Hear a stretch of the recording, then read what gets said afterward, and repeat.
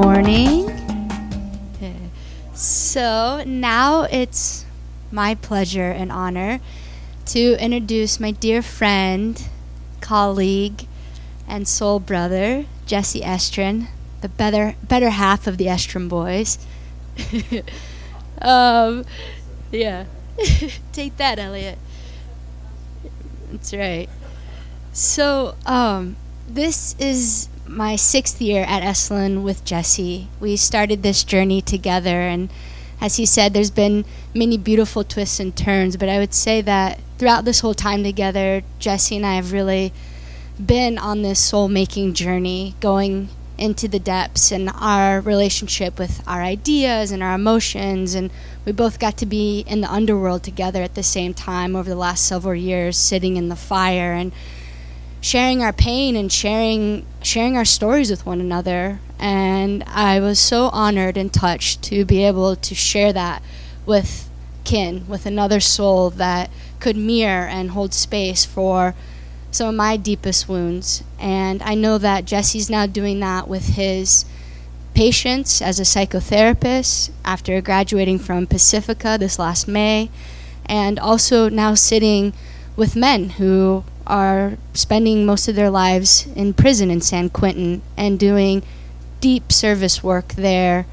And I so look forward to hearing more about what's happening inside of that prison. And something that I treasure so much about Jesse is he goes right to the heart of whatever it is that's most pressing in our time. And it's been such a gift to see you grow and blossom and move through this rite of passage over these last years through your Saturn return, and watch more of your soul incarnate through this process. So I love you so much, and I look forward to hearing what you have to say today. Jesse Estrin.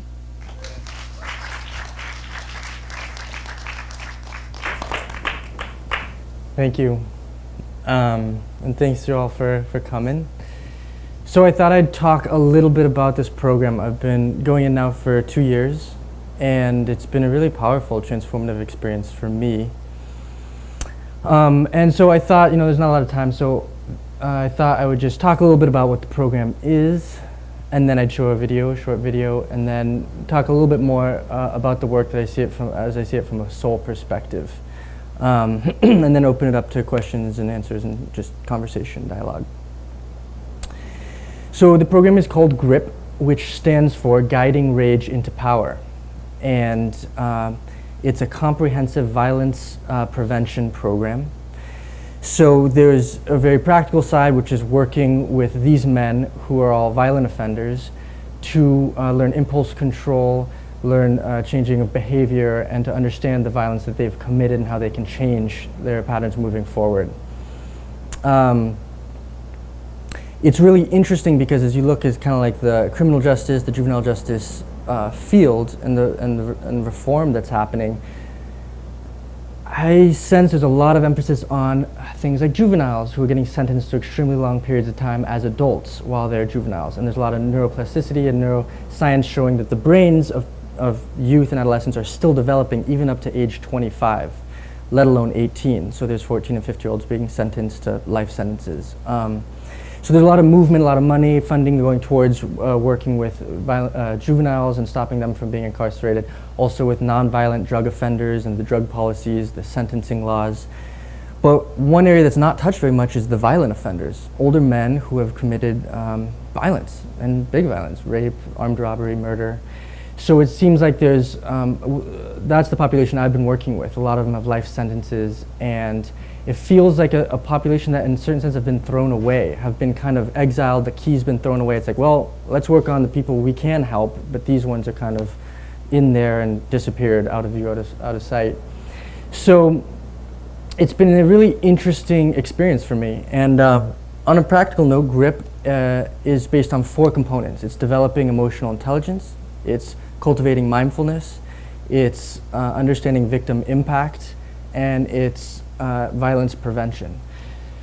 So, for instance, last year, the first day of class, what we'll do is we work with about 30 guys. So we sat with 30 guys and we went around in a circle, and we asked each guy to say how many years of prison they've already served, the amount of time it took them for what we call crossing the threshold of imminent danger. So the moment of imminent danger is when they're getting triggered, and the moment they committed their crime, from the moment that happened until whatever happened.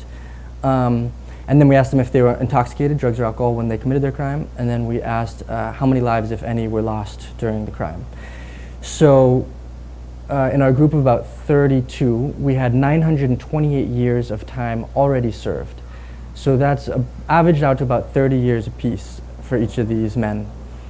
The amount of time that it took for the moment of imminent danger was 20 minutes and 38 seconds. So what we did was we put up on the blackboard on one side 928 years and counting of time served, and on the other side 20 minutes and 32 seconds. So they can just understand how what happens in a flash translates into really tragic consequences. I'd say about 75% of the guys were intoxicated when they committed their crime, and 75% of the cases had at least one victim who lost their life. Can I just ask what intoxication? It was a wide range, but we just talked about any alcohol or drug. Yeah, just not being in a sober state of mind. So, one of the first things we do is we have them sign a pledge, and they sign it for the year. The course is 52 weeks long. We meet every week for 2 hours. It's a blend of teaching, so it's curriculum and education.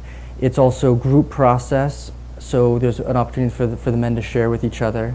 And the pledge is quite cool. Anyone who's interested could look back, but it's pledging to stopping my violence and practice peaceful ways of interacting with myself and others, praying or otherwise honoring my victims and survivors, and dedicating my study of this program to them, learning how to respond rather than react, practicing mindfulness, treating my body with care by not overwork or overdoing, being true to my word and what I say, committing to being transparent and truthful, learning how to listen. It's an amazing range that we really use as a model as we go through the program. Wait, who else is doing this with you? So my teacher and mentor, his name is Jacques Verdun, and he founded the program, and he's been developing the curriculum. So he and I have been in there together. Starting January, I'll be teaching my own class. So we talk, it's introducing pieces of education. So we talk about trauma. What is trauma? A lot of these men have been raised in tremendous households of trauma, broken homes, abuse, neglect, alcohol, drug addiction, and then let alone on the streets if there's a lot of gang activity. Then you enter a place like county jail or the prison system, and it's like a war zone, especially in some of these maximum security prisons. The level of violence and trauma is so hard I can't even begin to comprehend it.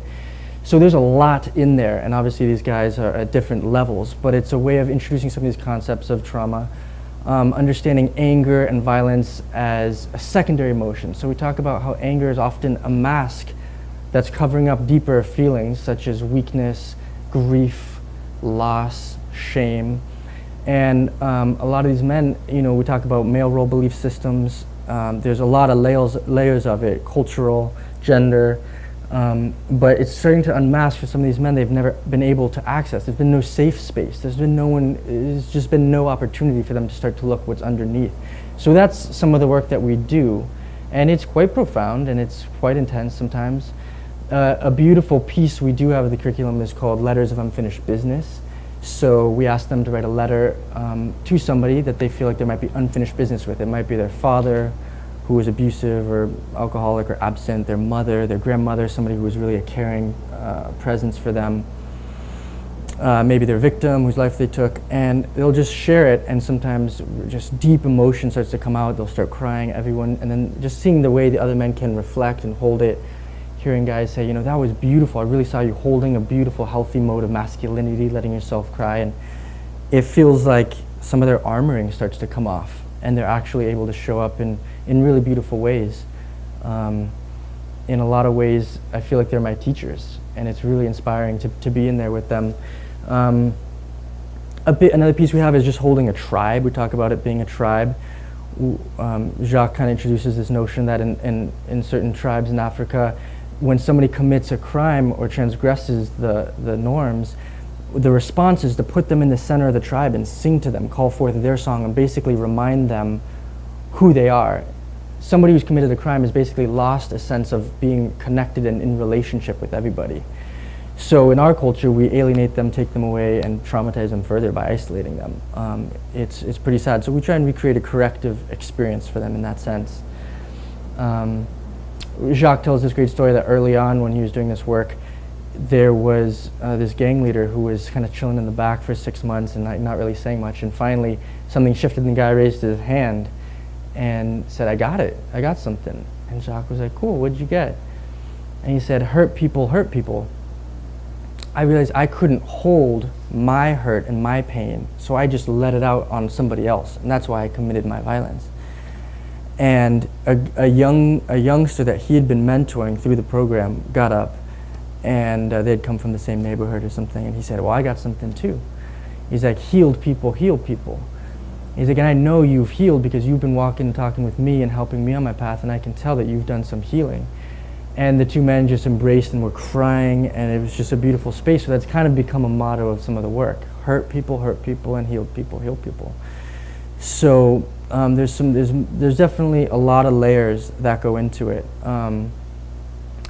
And yeah, I think what I'll do is I'll just show this video real quick, and then I'll come back and share some other thoughts on it and let them speak for themselves.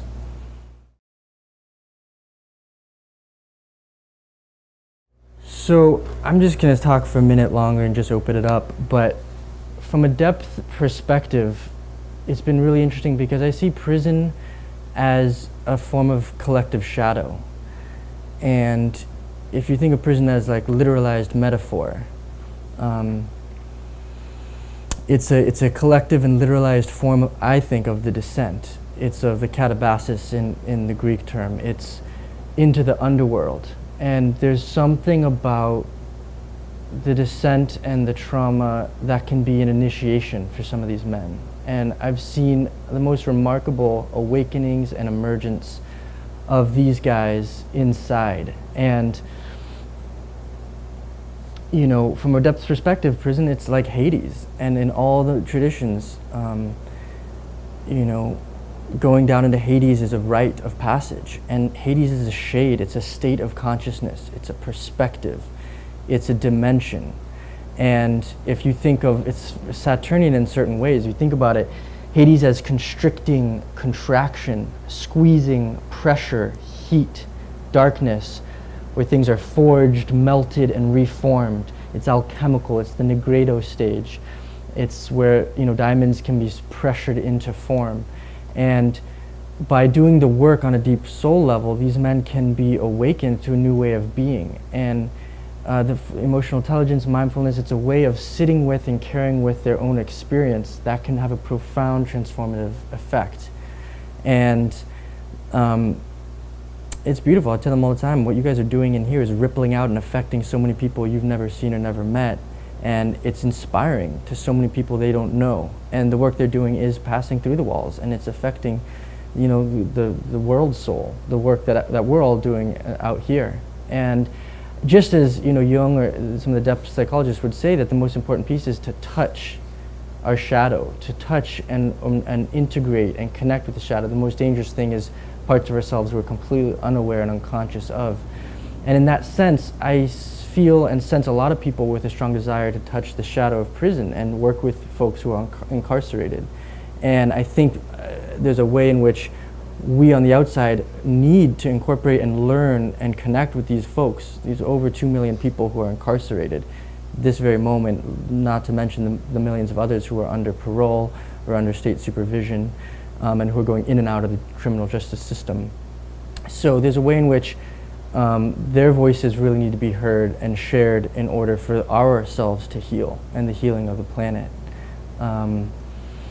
And a big piece of that is, I see as reclaiming the archetypal imagination, reclaiming, for somebody who doesn't know if they'll ever get out again, the only form of freedom is going to be a reclaiming of one's sense of purpose and of meaning. A lot of men become very spiritual and religious in there. There's a lot of Muslims, especially in the African American populations within prisons, and I've asked them and I talked to them about it, and I just think the stories, the myths, the narratives, the symbols that are in religion is often a very meaningful way for them to make meaning and reorient themselves to the universe in an important way that can bring healing and wholeness. So there's more I could say, but I kind of feel like just stopping there and seeing if anyone has thoughts or comments or questions. Yeah. I have a question, actually. Thanks so much. That was awesome, Jesse, and you're doing amazing work. I'm curious, like, I'm really impressed by the speakers, and it seems like getting it into the more maximum security prisons with the 50-week course and doing that is awesome, but it seems like to get it out actually to the public in some way, getting the rights to, because like we need to get it to people who, like the first gentleman was saying, before they commit the crime, get this information and show them that like you don't have to make these mistakes that I did. And then I'm also curious about getting it into how is it possible to work this into where they're in solitary confinement for multiple years, decades? Is that a possibility in any way? Yeah, I absolutely agree, and I think it's happening. I think a lot more people are waking up to the horror of our experiment with mass incarceration. I think it's pretty evident that it's failed in every level, economically, socially, spiritually. It's pretty intense. So yeah, we certainly want to get this out so people can see and understand what's happening. Most people who come in and experience it firsthand are transformed. The level of articulation, of depth, of just beauty that a lot of these men, and I'm sure the women and men that are incarcerated all across the state and the country have. And the tragedy is they don't have access to San Quentin's a rarity. It has a lot of programming, but most places, they'd be lucky if they get an AA or an NA group. So it's warehousing these people without access to programs that can help them heal and be rehabilitated. Yeah, thanks.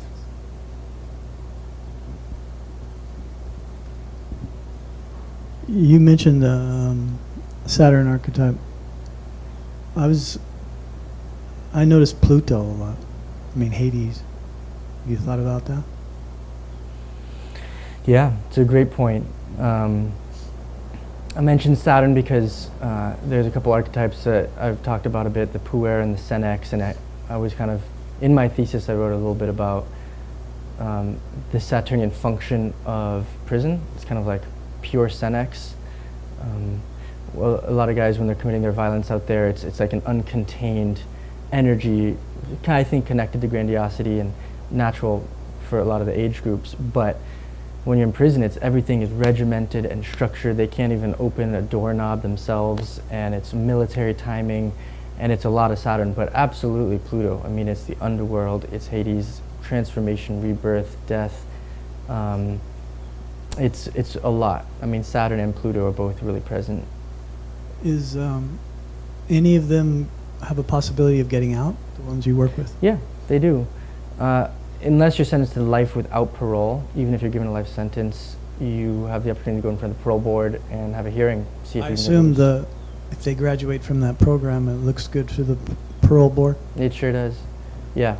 A number of the parole board members have come in and sat in on a GRIP class, and now I think GRIP and maybe one other program are on the top of their list for what they want to see people with certificates coming out before, it increases their chance to get out. I think we have over 300 guys on the wait list to get into the program.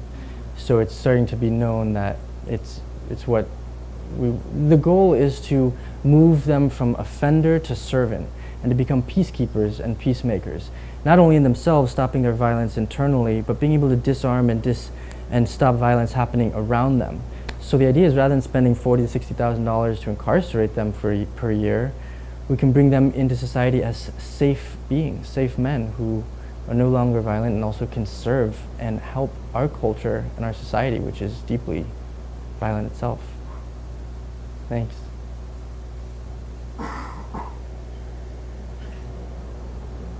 was wondering about how much opposition do these men have? How much opposition do these men have from other inmates and from wardens? From other inmates, not sure exactly what you mean. I think there's to really simplify it and oversimplify it, there's folks who are interested in doing the work and there's folks who aren't. There's people who are still stuck in their old patterns, denying, colluding, perpetuating their style of life. Then there's a movement towards taking accountability, healing, and stopping their violence. And I think some of the guys talk about the difficulty in navigating prison life in general and also their friends with people who aren't doing this work and interested in it. So I think for some men, they start to shift how they interact and their friendships and their circles they run in. And in terms of the wardens, there's tremendous resistance from the system. I mean, it's the system, and it's operated for one thing, and that's to hold these people and treat them as criminals and murderers and just bad people. So I think there's a lot of layers in there. I think a lot of the wardens and the COs, the correctional officers, are coming from the same backgrounds and demographics. A lot of the drug abuse and violence and broken homes there too. So there's a lot of violence on their end, and it's pretty horrendous what they experience too. So I think there's a level of maybe threat that they get. Why are these inmates getting education or getting these programs? And I mean, the COs and the wardens could use it just as much, if not more, than anyone else. So I think there's a deep threat on a underground systemic level trying to bring this into a larger way. There's a reason that out of the millions of people we have locked up in the 22 prisons in California, that there's no programs. There's like no rehabilitation programs, really. And I think it's pretty intense, and it's part of the problem. Just continue briefly. Oh, sorry. Sorry. My apologies. So I was with a couple of people who knew Jerry Brown, and I asked why was he allowing these prisons to be so full, overcrowded, and poorly, et cetera, and the two people who knew a lot said that it was because of the warden's union. Mm-hmm. Does that make sense to you? Mm-hmm. The union of wardens and correctional officers is the strongest union out there, and the level of lobbying and there's so much in place that's stopping the movement of deep healing work like this. It's a really, really powerful union, and it's pretty intense thinking about trying to change it, and that's a whole piece. I mean, on a policy level, it's really intense, and there's a lot happening in criminal justice reform and changing policies, but it's really slow. Jerry Brown, signed it. Realignment that's happening in California. They were forced federally, California imprisoned so many people that the prisons were at 200% capacity.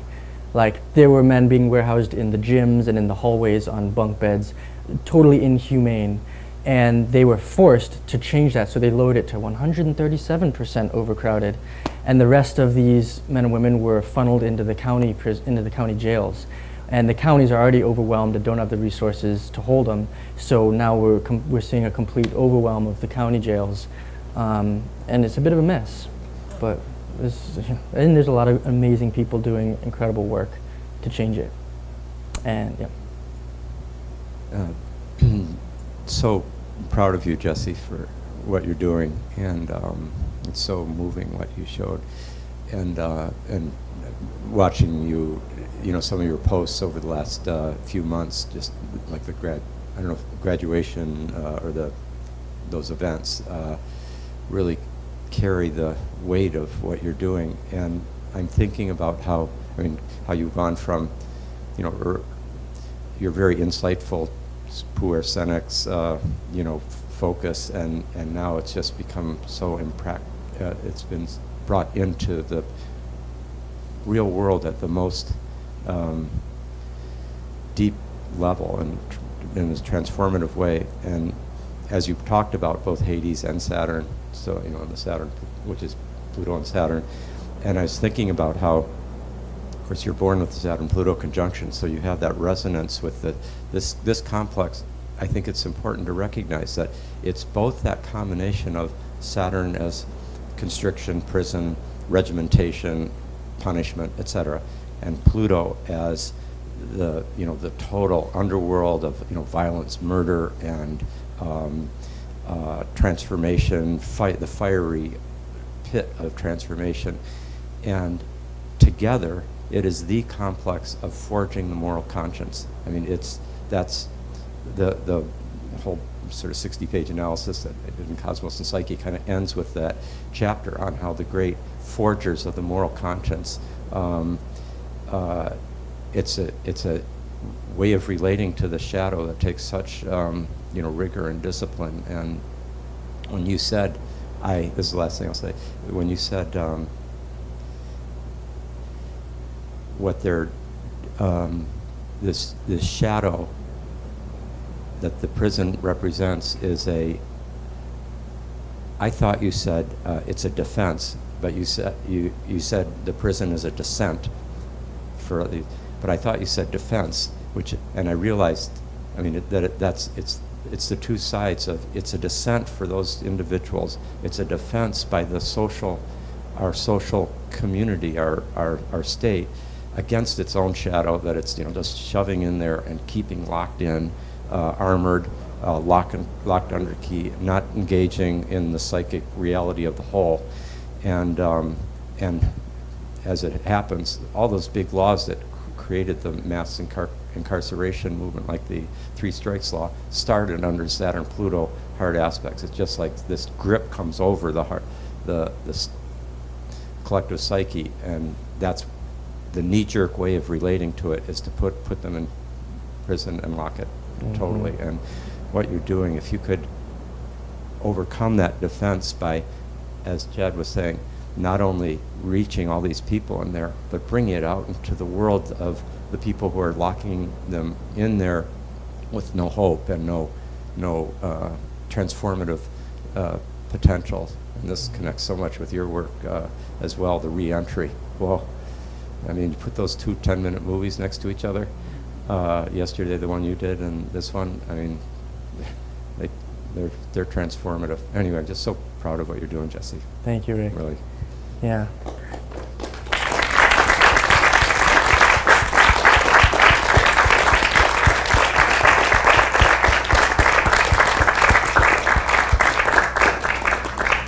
And just before we leave, I just thought, having seen that video and kind of energetically touched some of it, I just thought if everyone would just put one hand on their belly, one hand on their heart, and just take a few deep breaths here. I'm feeling connected to all the men and women who are right now incarcerated and living these lives, and just breathing in, breathing out with them, honoring them, connecting with them, sending strength and love. Just feeling the connection with our brothers and sisters around the world who are going through that process.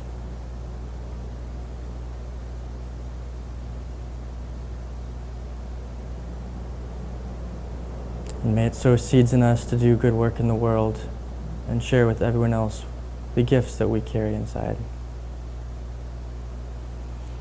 Thank you so much.